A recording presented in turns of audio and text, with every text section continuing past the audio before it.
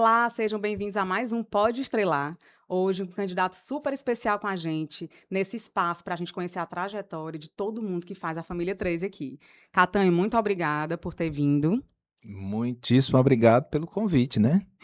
A gente está aqui para essa conversa. E Uhum. quem é Catanho, para quem não conhece? O que é que tu colocaria luz na tua trajetória? Bom, nome Valdemir Catanho de Sena Júnior, 58 anos, jornalista de formação. Sou técnico em Química Industrial, mas não me lembro mais nada de Química. E fui da Prefeitura de Fortaleza, fui sindicalista, antes de ser da Prefeitura, eu estou falando as coisas fora de ordem. Fui do Sindicato dos Trabalhadores na Indústria Têxtil durante 8 anos. Aí me formei em jornalismo na UFC. Aí fui ser assessor da vereadora Luiziane Lins, então vereadora. Depois fui secretário de governo na prefeitura. Depois fui ser assessor da então deputada federal Luiziane Lins. E depois fui ser secretário de articulação política do governador Elmano de Freitas. Fui candidato a prefeito de Caucaia em 2024, fui para o segundo turno, perdi a eleição e depois fui para o Detran. Fiquei lá 1 ano e 2 meses no Detran. Entendi. E hoje estou atrás de voto para deputado estadual. Que bom. É um belíssimo candidato, com trajetória Pronto. incrível. Bom, a gente tem conversado aqui que as pessoas que passaram pelo legislativo, pelo executivo, depois vão voltar, depois dessa agenda, dinâmica de campanha, para a gente conversar sobre essa estrutura, para as pessoas entenderem, Sim, né? sim, Como um poder ajuda o outro, né? sim. Então, você tem total noção, eu vi que na trajetória de Eu fui representativo. assessor parlamentar Sim. durante muito tempo, E né? antes disso, já tinha a luta social, né, a luta sindical, luta Uhum, estudantil também, então passou por uhum, tudo isso. Então, é como se fosse uma biblioteca completa aí de uhum, militância. uhum. Catanho, o que é que as pessoas podem esperar, né, de tanto da reeleição do nosso governador e do nosso presidente, mas de candidatos a deputados como o 13, o campo progressista, o campo de esquerda? Olha, eu acho que, assim, a sociedade, o eleitorado, né, de uma forma geral, precisa entender melhor o papel do legislativo, né? Você olha, por exemplo, a situação do presidente Lula. O presidente Lula, ele podia avançar muito mais, né, em políticas públicas para a população, em direitos para a população, e não avança porque o Congresso não deixa, né? Porque o PT, salvo engano, dos 550 e poucos deputados que tem, o PT só tem 80, né?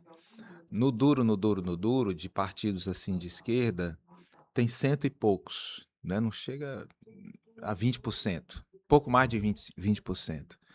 Então, se a gente tivesse um parlamento, né, um poder legislativo totalmente alinhado, né, politicamente, ideologicamente, com quem é eleito para o executivo, a gente podia avançar muito mais, né?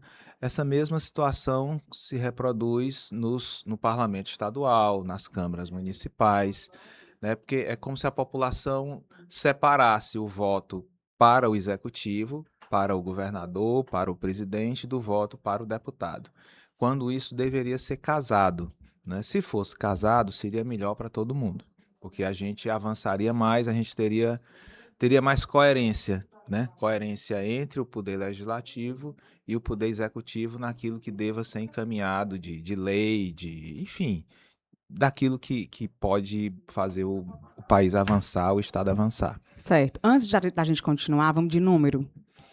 Teu número. 13, 13, 1. 13, 13 e 1. Então, 13, já 13, anota aí, 1. gente. Decore, eu vou repetir 3 vezes. 13, 13, 1, 13, 13, 1, 13, 13, 1. Rima, né? Combina. É, Achei combina. bom. Pronto. É fácil de Gente, dizer. então assim, mesmo que a gente tivesse 50% mais um de qualquer das casas legislativas, já seria difícil. né? Não é Isso, que nem uma democracia parlamentar. isso. Então, quem vota 13 para presidente, para governador, Vote 13 para deputado estadual e 13 para deputado federal. o teu número é fácil que rima e combina, a gente já decorou. Pronto. Porém, esqueceu na urna, bota 13 também, que o voto de legenda. Pronto, exatamente. De qualquer forma, está ajudando. Exatamente. Vamos lá. Então, eu posso esperar que uma candidatura que tenha essa experiência traz o quê da gestão estadual, né? Para complementar no ano que vem? Olha, eu acho que traz principalmente a experiência de quem foi gestor público, né? Eu fui durante 8 anos secretário de governo da prefeitura, tive essa experiência agora no governo do estado, né? Então, assim, eu acho que posso contribuir, né? Assim, com uma visão de como funciona o poder executivo, das dificuldades que o poder executivo tem de encaminhar as coisas, né?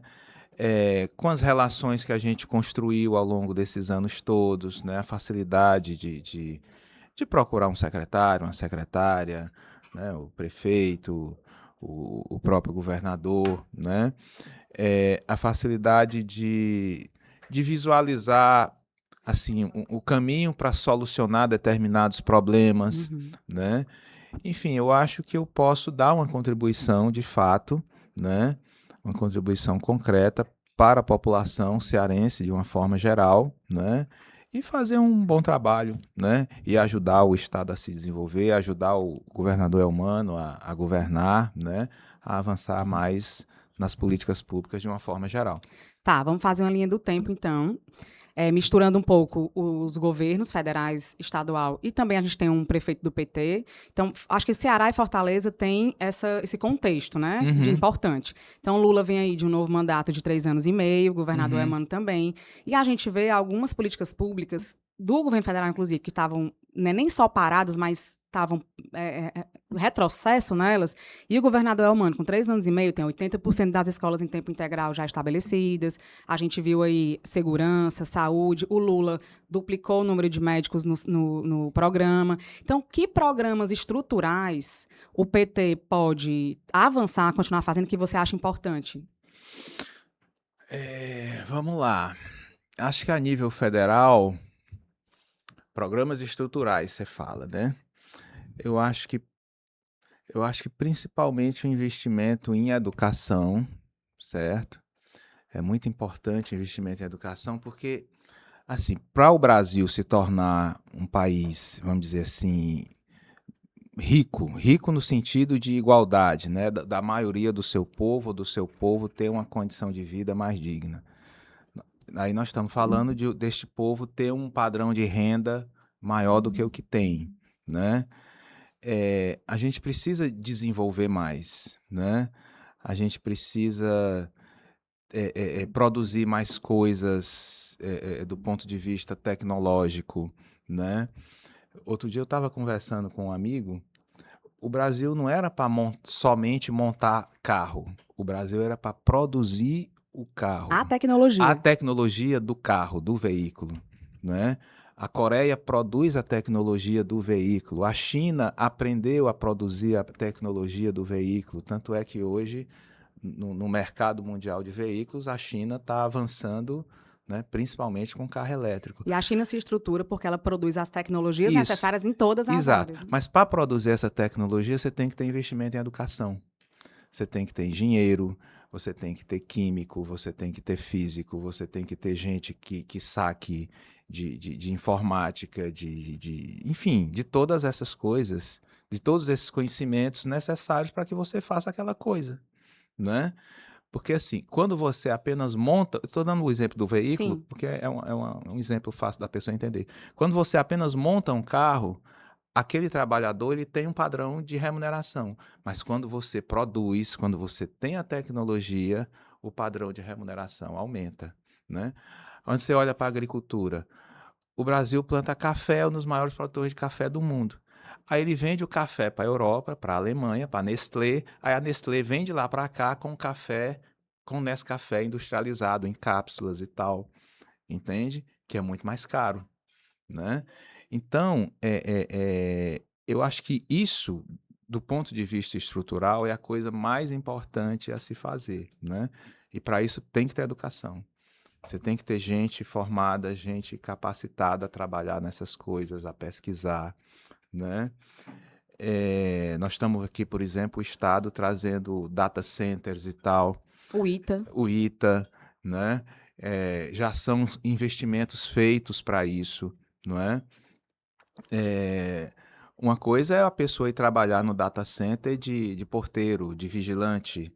Outra coisa é trabalhar no data center como técnico, né? Como técnico, como alguém que domina aquela Domina o tecnologia, conhecimento. domina aquele conhecimento, né? E aí você tem um padrão de remuneração bem melhor, né? Então eu acho que esse é o principal desafio que a gente tem, né, no Ceará, no Brasil, de uma forma geral. Isso falando de questão estrutural, Sim. né? Mas aí, se você quiser falar de saúde, né, você tem muita coisa sendo feita, né? Nós temos aí 3 hospitais sendo construídos, né? Ninguém precisa mais vir para Fortaleza, né? É, ou pelo menos vai diminuir Vai muito diminuir. a necessidade de vir, né? Pessoal da região do Maciço de Baturité vai ter um hospital, região do Iguatu vai ter o seu hospital, região de Crateús vai ter o seu hospital, né? A interiorização do tratamento do câncer, né? É, Mas ainda tem muita coisa, de fato, para melhorar, né? A fila de cirurgia, né? Fila de exames de especialistas, enfim, isso é uma questão, vamos dizer assim, estrutural, mas no sentido do atendimento a um direito básico, que é o Uhum. atendimento à saúde, né? Moradia. Durante o Bolsonaro, nós acabamos com Minha Casa Minha Vida. O Bolsonaro acabou com Minha Casa Minha Vida. Foi preciso a eleição do Lula em 22 para retomar o Minha Casa Minha Vida, né? Então retomou, já tem aí dezenas de milhares de casas, de apartamentos sendo feitos, mas o déficit habitacional é maior, né? A gente ainda não pôde ainda suprir esse déficit habitacional. Enfim, eu acho que a gente precisa reconhecer as coisas que estão acontecendo, né? Eu costumo muito, quando eu converso assim em reuniões com a população, com apoiadores, etc., fazer a comparação do passado, né? Um passado, na época que o Ciro Gomes era governador, né? Quando tinha uma seca, o pessoal era tratado como retirante, como frente de serviço, a população ameaçava invadir as cidades, o comércio das cidades, porque passava fome, morria de fome. Isso era a época que o Ciro Gomes era governador, né? Mas desde o Lula, desde 2003, 2004, 2005, essa realidade não existe mais, né? Nós tivemos períodos de seca quando o Camilo era governador. Isso foi enfrentado da forma mais digna possível, né? Com a população convivendo assim, sem passar fome, sem morrer de sede, né? Sem necessidade de estar vindo para Fortaleza para ficar nos sinais pedindo esmola, como acontecia na época que o Ciro Gomes era governador, né? É, mas é claro que ainda tem um desafio grande de abastecimento d'água em várias regiões do estado, né? Tem que ter mais cinturão das águas, tem que ter mais projetos assim, né? A transposição do São Francisco, né? O projeto se desenvolver de forma plena, que ainda está, né? Ainda está parcial, né? Enfim, eu acho que são coisas, vamos dizer assim, estruturantes de uma forma geral, mas desafios que estão Uhum. postos aí pela frente, que se Deus quiser a gente vai conseguir caminhar com a reeleição do Elmano e a reeleição do Lula. Sim.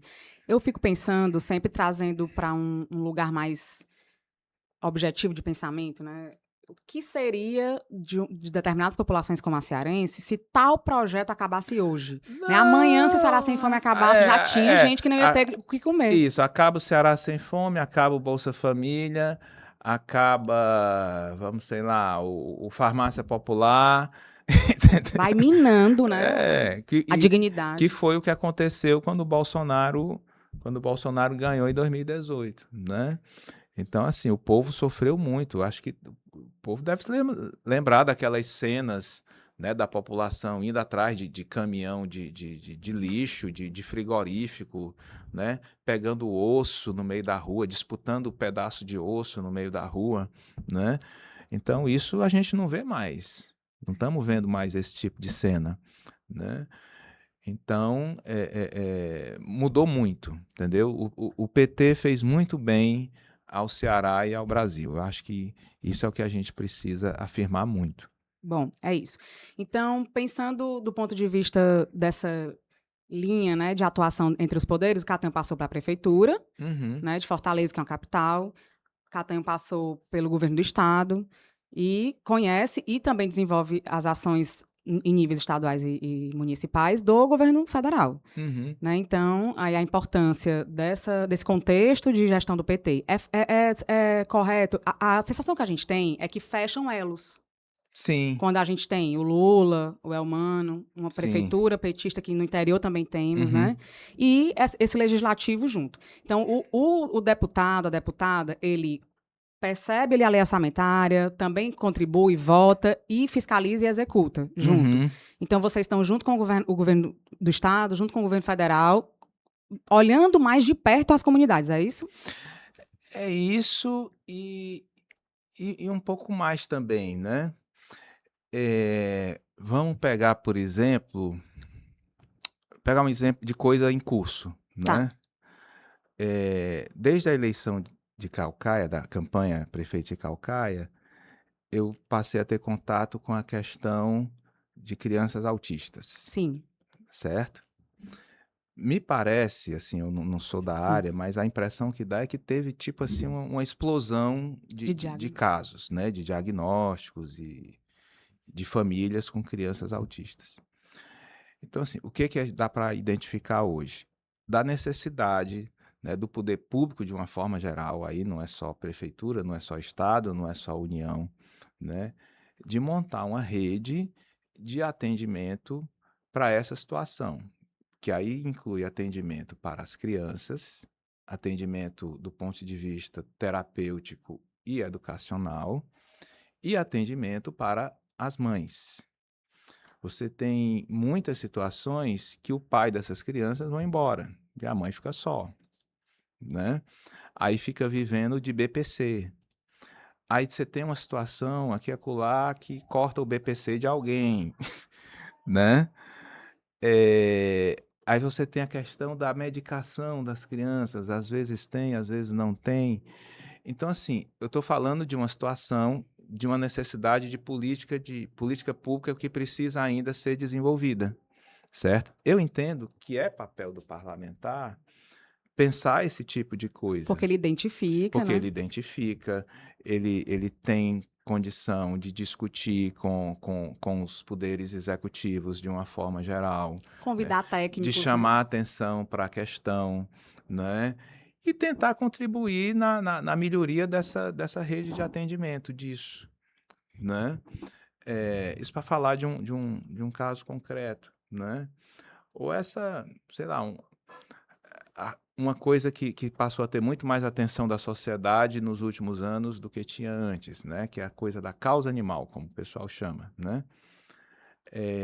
Você tem aí N pessoas que fazem da sua casa abrigo de animal abandonado, abrigo de cachorro e abrigo de gato. A pessoa pega e bota 15 gatos dentro de casa, 50 cachorros dentro de casa, e a pessoa vive só do seu trabalho. Vive só do seu salário, de alguma coisa que ela faz para sobreviver. E ela mesma passa a assumir a responsabilidade de alimentar aqueles bichinhos, aqueles animais.